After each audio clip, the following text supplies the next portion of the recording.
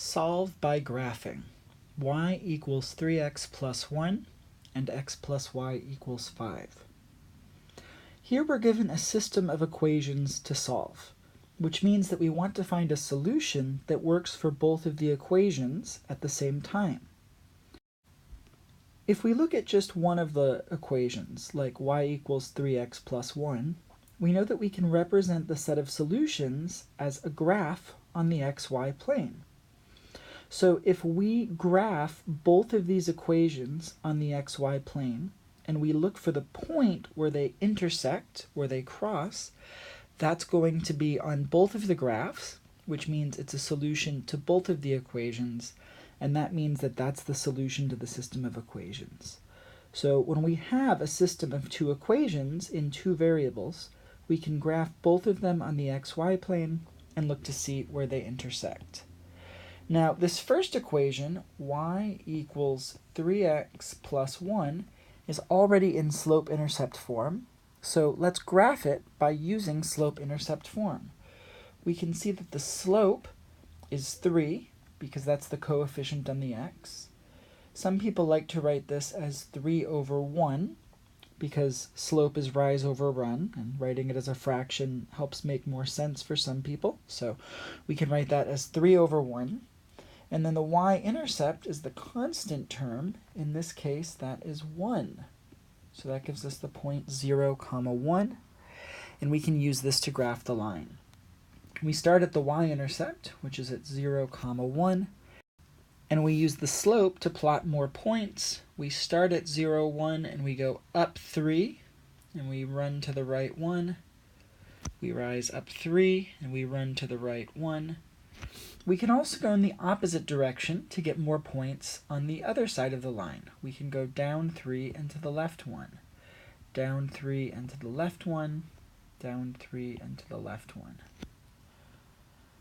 Now, we connect all of these points with a straight line, and I'd recommend using a ruler or some sort of straight edge. It's a little bit difficult on the iPad, so mine might not be the most perfect, but we want to be as accurate as we can get.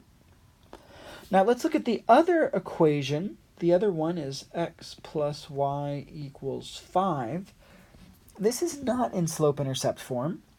We have two options here. We could put it in slope-intercept form, but we can also use the intercept method, which involves finding both the x and y intercepts and plotting them and connecting the dots. I'm going to use that method simply because students don't tend to feel as confident with that method as they do with slope-intercept form, at least in my experience. So let's use this method. Let's start by finding the x-intercept. And the way that we do that is by letting y equal 0. If we let y be 0, then that becomes x plus 0 equals 5. And anything plus 0 is itself, so the left-hand side is equal to just x. So we've got x equals 5, and we can plot that on the x-axis. That's the x-intercept. Now let's find the y-intercept. To do that, we're going to let x be 0.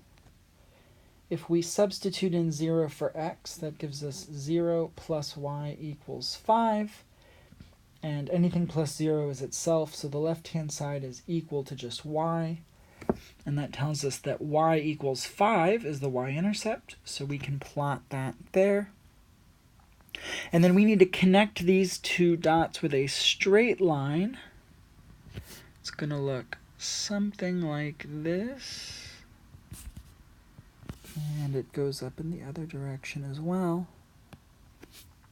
Now we're looking to see what the solution is to the system of equations. So we're looking for a point that lies on both of the lines.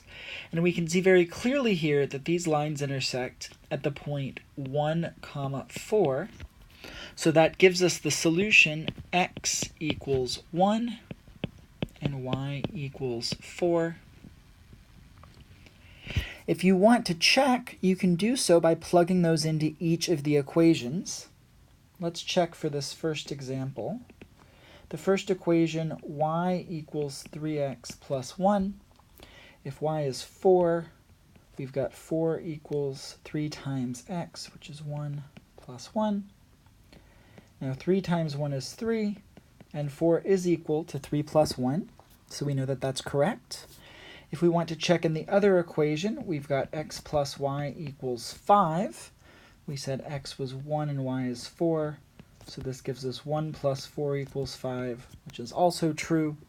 So we know that this point satisfies both equations, therefore it is the solution to the system of equations.